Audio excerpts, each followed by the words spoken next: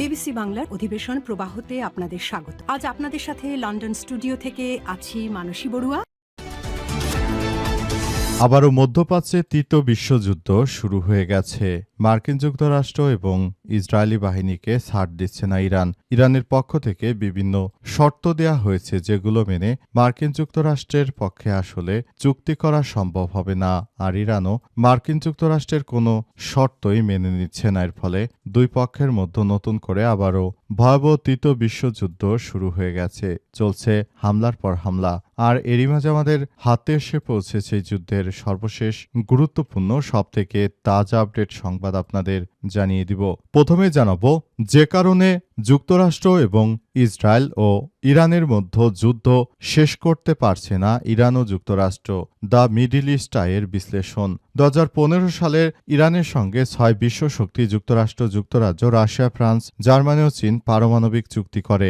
এই চুক্তির আওতায় ইরান ইউরেনিয়াম উৎপাদন সীমিত করে এবং বারাক ওবামার সময় হওয়া ওই চুক্তি নিয়ে বরাবরই বিরোধিতা করে আসছিলেন ডোনাল্ড ট্রাম্প। তিনি 2016 সালে প্রেসিডেন্ট নির্বাচনে প্রচারের সময় বলেছিলেন তিনি এই চুক্তি মানবেন না। তিনি ক্ষমতায় আসার পর চুক্তি বাতিল করে অর্থাৎ যুক্তরাষ্ট্রকে সরিয়ে নিয়েছেন। অবস্থায় ইরানে অবৈধভাবে হামলা করার পর ইরান মার্কিন যুক্তরাষ্ট্রের কাছে ক্ষতিপূরণ চেয়েছে। যতক্ষণ পর্যন্ত ডোনাল্ড ট্রাম্প ক্ষতিপূরণ না দিবে ততক্ষণ পর্যন্ত যুক্তরাষ্ট্র ইরান চাইলেও যুদ্ধ বন্ধ করতে পারবে না, কারণ ওই চুক্তি অনুযায়ী যুদ্ধ বন্ধ করার কোনো সম্ভাবনা নেই।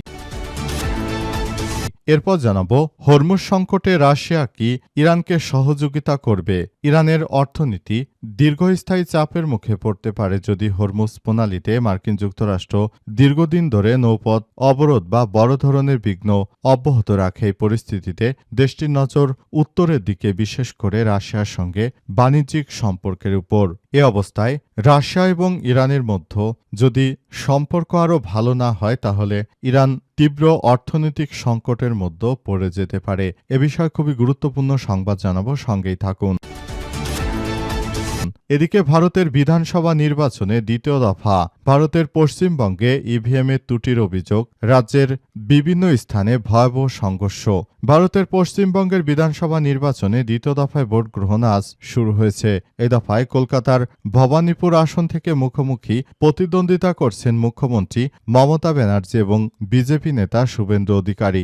ভারতীয় সময় সকাল 7টা থেকে ভোট গ্রহণ শুরু হয়েছে। তবে ভোট গ্রহণ শুরু হতেই রাজ্যের বিভিন্ন এলাকায় উত্তেজনা, সংঘর্ষ, ভাঙচুরের খবর পাওয়া গেছে। চাপড়া, শান্তিপুর, ভাওর সহ বিভিন্ন এলাকায় বিভিন্ন সহিংসতার ঘটনার খবর পাওয়া গেছে। এ বিষয়ে খুবই গুরুত্বপূর্ণ সংবাদ জানাবো, সঙ্গেই থাকুন।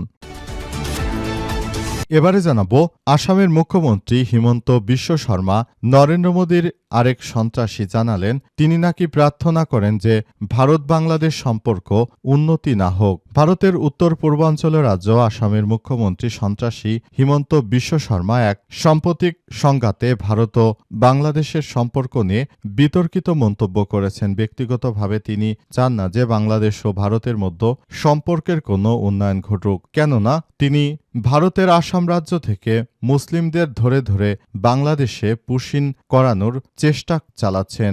বাংলাদেশে তারা ভারতের মুসলিমদেরকে আস্তে আস্তে বাংলাদেশের সীমানার মধ্যে চাপিয়ে দিচ্ছে। এবং সর্বশেষ জানাবো ফ্যামিলি কার্ড রাষ্ট্রের বিনিয়োগ, মূল্যস্ফীতি কমবে বললেন প্রধানমন্ত্রী তারেক রহমান। ফ্যামিলি কার্ড নাকি রাষ্ট্রের বিনিয়োগ উল্লেখ করে প্রধানমন্ত্রী তারেক রহমান বলেছেন ফ্যামিলি কার্ডে মূল্যস্ফীতি বাড়বে না, এতে বরং মূল্যস্ফীতি কমবে। স্থানীয় শিল্প গড়ে উঠবে, কর্মসংস্থানের সৃষ্টি হবে। অথচ কর্মসংস্থান সৃষ্টি করার জন্য যে ব্যবস্থা গ্রহণ করার কথা ছিল সরকারের, 2 মাস ক্ষমতা আসার পরও কারো কর্মসংস্থানে এখন পর্যন্ত বিএনপি কোনো কিছুই করতে পারেনি, বরং সারা দেশ জুড়ে তীব্র জ্বালানি সংকট সহ বিভিন্ন সমস্যা আরও ঘনীভূত হয়েছে। প্রিয় দর্শক, এতক্ষণ শুনছিলেন সংবাদ শিরোনাম, এবারে বিস্তারিত। তবে তার আগে বন্ধুরা অনুরোধ থাকবে এই সংবাদটিতে একটি লাইক দিন। এই চ্যানেলে আপনি নতুন হয়ে থাকলে আমাদের সংবাদটি দেখতে দেখতে চ্যানেলটি সাবস্ক্রাইব করে রাখুন। কমেন্ট করে বন্ধুরা আপনার মূল্যবান মতামত জানিয়ে দিন আপনি বিশ্বের কোন দেশ থেকে বা বাংলাদেশের কোন স্থান থেকে আমাদের সংবাদটি দেখছেন এবং শুনছেন। আর বন্ধুরা, গাজা যুদ্ধে আপনি যদি নিরীহ ফিলিস্তিনিদের ভালোবেসে থাকেন কমেন্টে ইয়েস লিখে পুরো বিশ্ববাসীকে আমাদের এই সংবাদটি দেখার সুযোগ করে দিন। এবারে বিস্তারিত।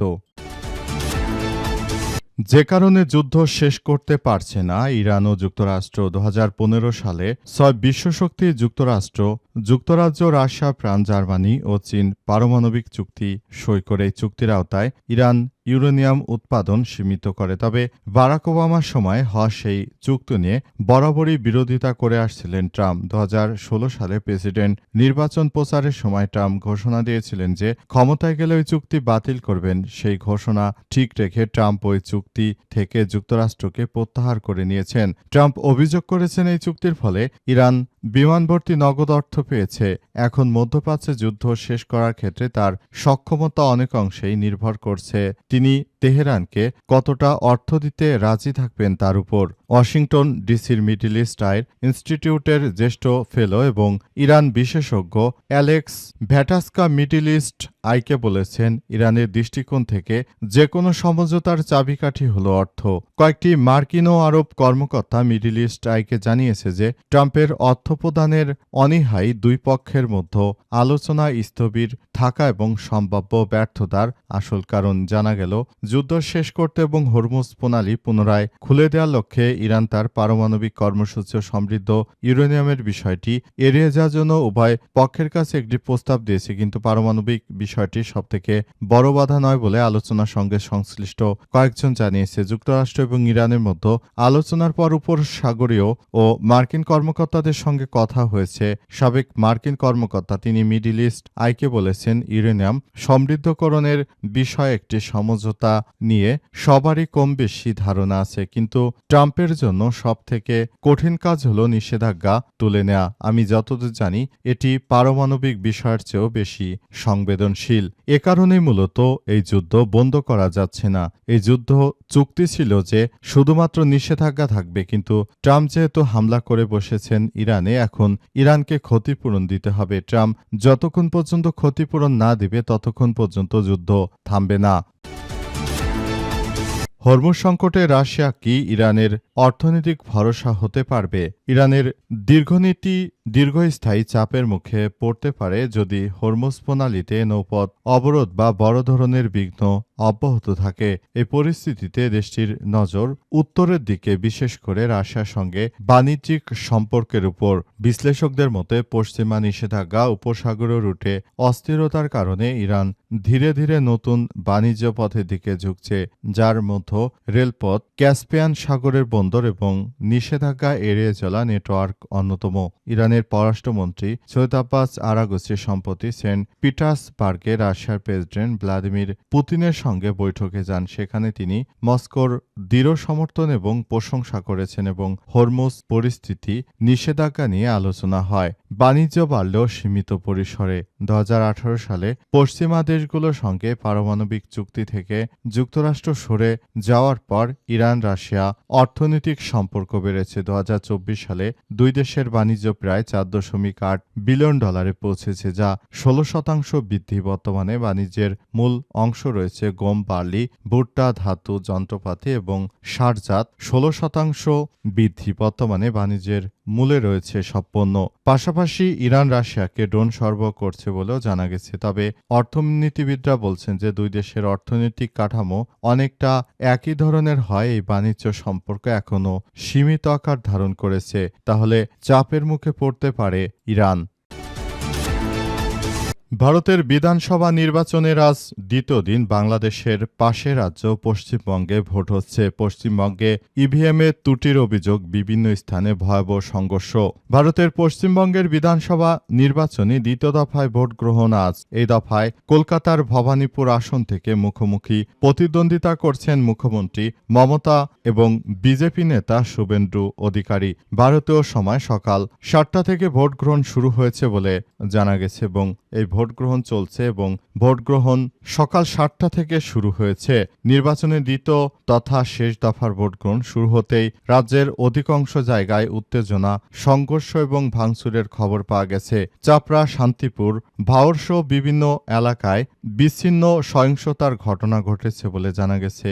এই দফার ভোট গ্রহণ হচ্ছে নির্বাচন কমিশনের নির্দেশে পরিচালিত বিশেষ নিবিড় ভোটার তালিকা সংশোধন বা SIR প্রক্রিয়াকে ঘিরে চলমান বিতর্কের প্রেক্ষাপটে সংবাদ সংস্থা পিটিআই জানিয়েছে, এন্টালি কেন্দ্রের বিজেপি প্রার্থী প্রিয়াঙ্কা তিব্রেওয়াল একটি ভোট কেন্দ্রে তার দলের এজেন্টকে বের করে দেওয়াকে কেন্দ্র করে ভোটকর্মী এবং নিরাপত্তা কর্মীদের মধ্যে বাকবিতণ্ডায় জড়িয়ে পড়ে শেষ পর্যন্ত ওই এজেন্টকে আবারও যেতে বলা হয় এমন অভিযোগ করা হয়েছে। পরে তৃণমূল প্রার্থীর প্রতিনিধি যুক্ত হলে পরিস্থিতি আরও উত্তপ্ত হয়ে ওঠে এবং দুই পক্ষেই কেন্দ্র করে বের করে দেওয়া হয়। এ সময় তিব্রেওয়াল অভিযোগ করেছেন, ভোট কেন্দ্রের ভেতরে একাধিক লোক ঢুকে ভোটে প্রভাব খাটানোর চেষ্টা করা হচ্ছে। অন্যদিকে নদিয়ার চাপড়ার 53 নম্বর বুথে বিজেপির এক এজেন্টের উপর হামলার অভিযোগ উঠেছে। দলটির দাবি, তৃণমূল ঘনিষ্ঠরা ওই এজেন্ট মোশারেফ মীরের উপর হামলা চালায়। আহত অবস্থায় তাকে স্থানীয় হাসপাতালে ভর্তি করা হয়েছে। মীরের অভিযোগ, একাধিক ব্যক্তি তাকে রড দিয়ে আঘাত করে এবং হামলাকারীদের মধ্যে একজনের কাছে আগ্নেয়াস্ত্র ছিল। চাপড়া কেন্দ্রে বিজেপি প্রার্থী সৈকত সরকার এই ঘটনার জন্য তৃণমূল কর্মীদের দায়ী করেছেন। তবে তৃণমূল কংগ্রেস এই হামলার অভিযোগ অস্বীকার করেছে। ভোট গ্রহণের শুরুতেই এই ধরনের সহিংসতা অনিয়মের অভিযোগ ঘিরে রাজ্যের বিভিন্ন জায়গায় নৈরাজ্যকর পরিস্থিতি চলছে। সূত্র ভারতীয় সংবাদ মাধ্যম এনডিটিভির। আসামের মুখ্যমন্ত্রী হিমন্ত বিশ্ব শর্মা জানালেন, প্রার্থনা করি ভারত বাংলাদেশের সম্পর্কর উন্নতি না হোক। ভারতের উত্তর পূর্বাঞ্চলের রাজ্য আসামের মুখ্যমন্ত্রী এক সাম্প্রতিক সাক্ষাৎকারে ভারত ও বাংলাদেশের সম্পর্ক নিয়ে এক বিতর্কিত মন্তব্য করেছেন। এই ভারতের নরেন্দ্র মোদী কুখ্যাত সন্ত্রাসী বিজেপির এই নেতা। ব্যক্তিগতভাবে তিনি চান না যে দুই দেশের সম্পর্কের উন্নতি ঘটুক এবং এজন্য নিয়মিত ঈশ্বরের কাছে তিনি নাকি প্রার্থনা করেন। তার বক্তব্য অনুযায়ী তিনি বলেন, আমি প্রতিদিন সকালে তার ঈশ্বরের কাছে প্রার্থনা করেন ইউনূসের সময় যেমন পরিস্থিতি ছিল সেটাই যেন বজায় থাকে, দুই দেশের সম্পর্ক যেন ভালো না হয়। ভারতের একটি গণমাধ্যমকে দেয়া দীর্ঘ সাক্ষাৎকারে সীমান্তে কথিত পুশব্যাক প্রক্রিয়া নিয়েও বিস্তারিত বলেছেন তিনি। তার দাবি, সীমান্তরক্ষী বাহিনী মাঝে মাঝে যাদের ফেরত পাঠানো হবে তাদের কয়েকদিন থেকে শুরু করে কয়েক সপ্তাহ পর্যন্ত নিজেদের হেফাজতে রাখে। এরপর সুযোগ বুঝে, বিশেষ করে সীমান্তের ওই পারে বাংলাদেশি বাহিনীর উপস্থিতি না থাকলে তাদের জোর করে সীমান্ত পার করে দেওয়া হয়। তিনি আরও উল্লেখ করেছেন, এই ধরনের কার্যক্রম সাধারণত রাতের অন্ধকারে পরিচালিত হয়। যদিও বাংলাদেশের সীমান্তরক্ষী বাহিনী বর্তমানে নাম বিজিবি, তিনি পুরনো নাম বিডিআর ব্যবহার করেছেন। এই সাক্ষাৎকারটি 15 এপ্রিলে সম্প্রচারিত হলেও কিছু অংশ সম্প্রতি সামাজিক যোগাযোগ মাধ্যমে ব্যাপকভাবে ছড়িয়ে পড়েছে। এই হিমন্ত বিশ্ব শর্মা এই সন্ত্রাসী মূলত আসামের দায়িত্বে যাওয়ার পর থেকে মুসলিমদের উপর নানাভাবে অত্যাচার শুরু করেছে।